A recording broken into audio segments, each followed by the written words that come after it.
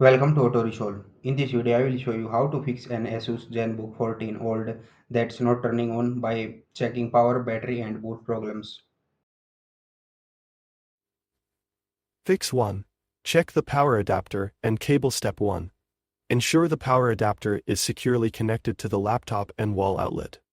Step 2. Inspect the cable and adapter for any visible damage. Step 3. Try using another compatible Asus charger if available. Step 4. Confirm the charging indicator light turns on. Fix 2. Perform a hard reset. Step 1. Disconnect the charger from your Zenbook. Step 2. Press and hold the power button for 15-20 seconds. Step 3. Release the button and reconnect the charger. Step 4. Press the power button again to restart. Fix 3. Check battery and charging port. Step 1. Plug in the charger and leave it connected for at least 30 minutes.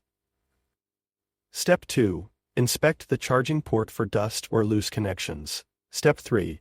Try charging from a different wall socket. Step 4. Wait, and then press the power button to test. Fix 4.